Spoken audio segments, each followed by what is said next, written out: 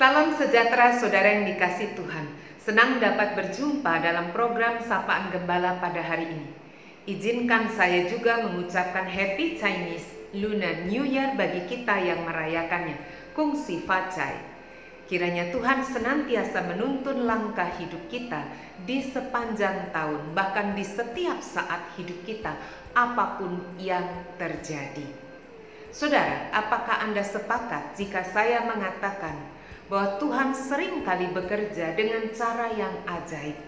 Ya, Ia bekerja melampaui pemikiran kita manusia. Itulah sebabnya kita tidak dapat dan tidak boleh mengatur Tuhan sekehendak hati kita. Kitalah yang harus tunduk pada kehendaknya.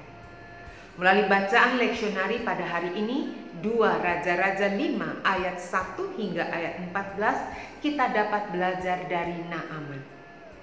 Banyak orang boleh mengatakan hidupnya sukses.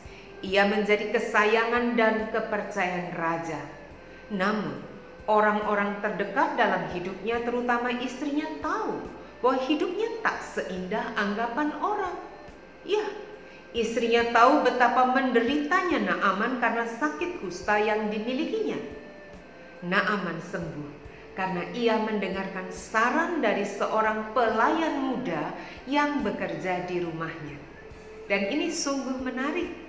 Seorang pelayan muda yang bahkan disebutkan dalam ayat 2 sebagai anak perempuan, namun dapat mengubah hidup Naaman, seorang panglima tentara yang disegani kawan maupun lawan.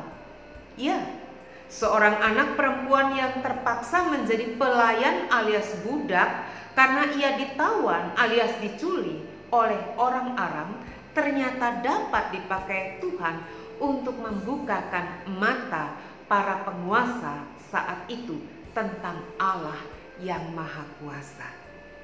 Saudara, bisakah Anda mempercayai ini juga dapat terjadi dalam hidup kita? Apa yang buruk yang menimpa hidup kita tanpa dapat kita pilih dapat dipakai oleh Tuhan untuk menjadi berkat dengan cara yang ajaib di luar pemikiran manusia.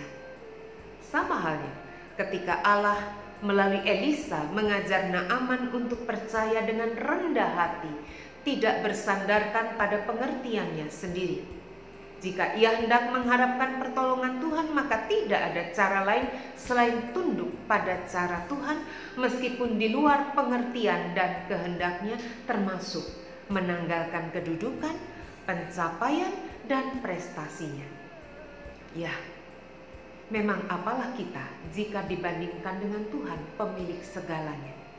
Dalam sekejap ia bisa membangun dan meruntuhkan, termasuk apa yang hari ini kita pegang dengan erat, yang membuat kita merasa bangga bahkan tinggi hati dan merasa bahwa dunia ini berada dalam genggaman tangan kita.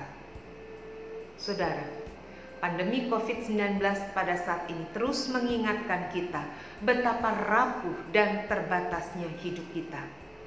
Namun pada saat yang sama, Tuhan mengundang kita untuk mempercayainya dengan segenap hati kita. Apakah saudara bersedia menyambut undangannya? Mari kita berdoa. Ya Tuhan, kami bersedia menyambut undangan Tuhan. Kami mau menundukkan diri kami di hadapan Tuhan. Siapakah kami? Apalah artinya kami di hadapan Allah? Semua kebanggaan kami sia-sia ketika kami menyadari siapa kami di hadapan Tuhan. Karena itu kami mau meletakkan semuanya, kehendak, pemikiran, dan apapun yang ada di dalam diri kami untuk tunduk di hadapan Tuhan. Kami mau mempercayai Tuhan dengan segenap hati kami.